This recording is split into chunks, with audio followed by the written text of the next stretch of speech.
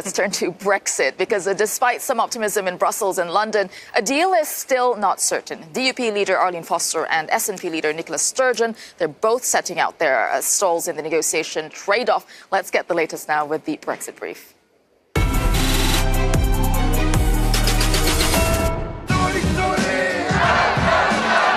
Keeping the dream alive.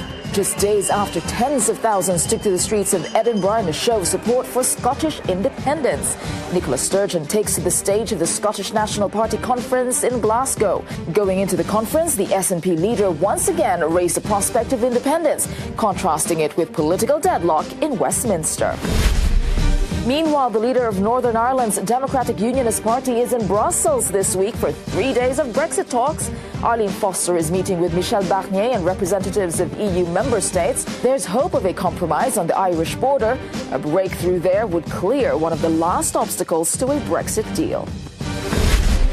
Back in London, a boost for Theresa May. The percentage of Brits who have confidence in Theresa May's ability to get the right Brexit deal is up by 22% from last month and since her speech at the Tory conference. That's according to a poll by ORB International.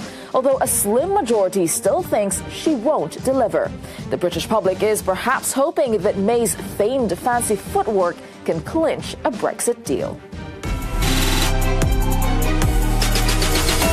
Darren, you've been doing the rounds here in Brussels. I mean, should we be optimistic? What's going on? Well, it's really interesting. I think the mood music that we saw at the weekend from people like Jean-Claude Juncker and Donald Tusk, I think was a bit of political game playing by the European Union, almost to put the pressure back on Theresa May in order to try and mean that if there was no deal, it would be, of course, her fault.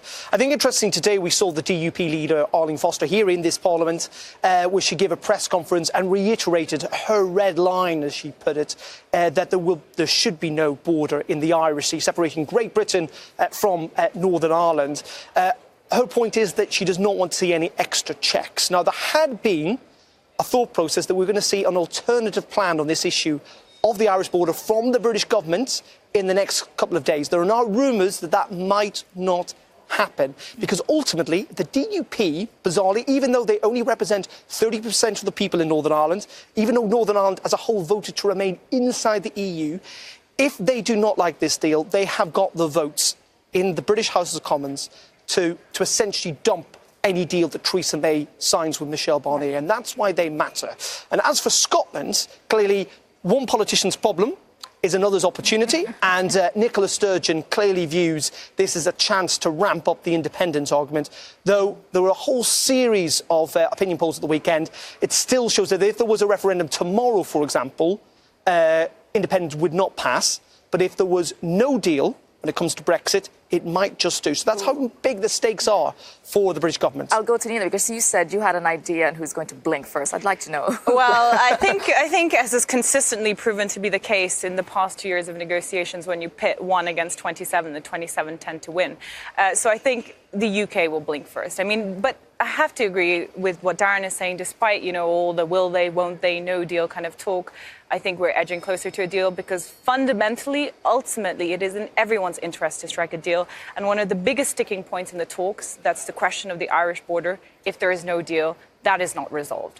So I think where we're heading really is towards the position where the UK kind of remains in the customs union. Yeah, so you call the bluff of Theresa May. She said, we're going to leave, but actually, no. She's just... Yeah, and I think right, people talk about, and it's a natural thing to say that, of course, it is in everyone's interest to get a deal. Economically, Britain would be damaged, the EU would be damaged.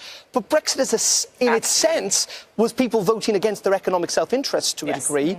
And there are people perfectly willing to say, we do not want a deal if it's not a good deal, even if, again, it does Britain or indeed the EU more damage. So, it's still really difficult to judge. And this discussion's not over because the whole week is about Brexit. All right, we have a lot more coming up on Raw Politics.